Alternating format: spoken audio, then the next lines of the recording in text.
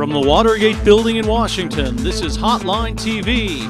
Now, here's Hotline editor, John Mercurio. I'm John Mercurio, and you're watching Hotline TV. And I'm Amy Walter. Welcome to the show.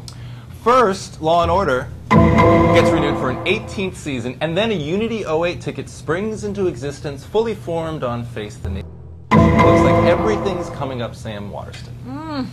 But Assistant DA Jack McCoy aside, how does Hagel's suggestion of an independent ticket play with the rest of us? You know, I actually care less about Chuck Hagel than I do about Mike Bloomberg. Yeah, I think that's what Bloomberg, $1 billion does for you. That's exactly right. I think I think Hagel's has been doing his talking. I think he lost a lot of credibility when he came out a couple of months ago and announced that he would announce later this year.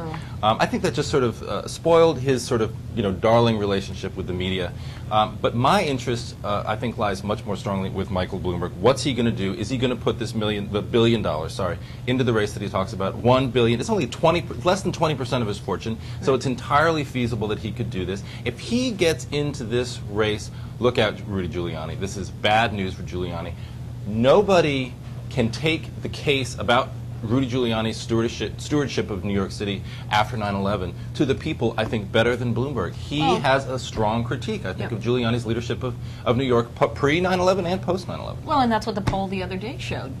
That's what I do. I read the polls. That's what you do. You read the polls. And what the poll shows that New Yorkers... Look, 9/11 image of Rudy is certainly cemented much more in the rest of the country than it is in New York City, where they say, look, Michael Bloomberg came, he had big shoes to fill, and he did a really good job doing that. The city seems to be doing well. He gets great credit for it, especially among a much more diverse audience in the city of New York. But you're right, the bigger issue is not how he does in New York, but what his story is across the rest of the country. And this is where I've always been a little skeptical about Mike Bloomberg, because I thought, all right, so if we say there are 3 elements for being an independent candidate. 1, having the money.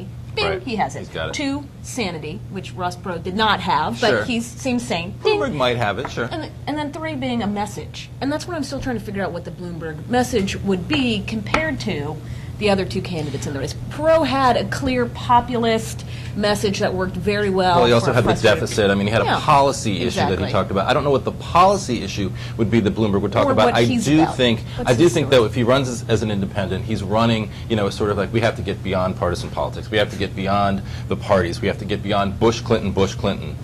So in a sense, I think he would be running most strongly against Giuliani, definitely in the Republican field, and probably against Hillary on the Democratic side. Although I think if Obama, I think Democrats have to look closely at a Bloomberg candidacy because, look, Obama, a big part of his strength in a general election is independent voters. He's strong in the Democratic primary with independents, but especially in the general election race, Obama's going to rely extremely heavily on those independents. And if Bloomberg's running and he's got $1 billion that he's putting into this race, that's a big problem. Well, look what happened in the last election. If Republicans get all their voters out, Democrats get all their voters out, and independents, split, what we saw in 2004 was that benefits Republicans. Republicans just did a better job turning out their base than Democrats did, even in a very energized electorate. Now, theoretically, if Democrats continue to be as energized as they are today in 2008, Republicans a little more depressed, Democrats still may be able to eke by. But you're right. What Democrats are counting on right now is getting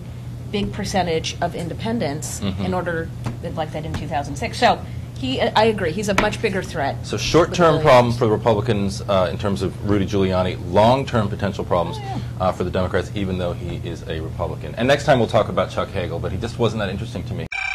Oh, I'm sorry. That's Hillary texting me. I got to take this. We'll BRB next time on HTV. I didn't get a text. Yeah, it's private. It's private. It's personal.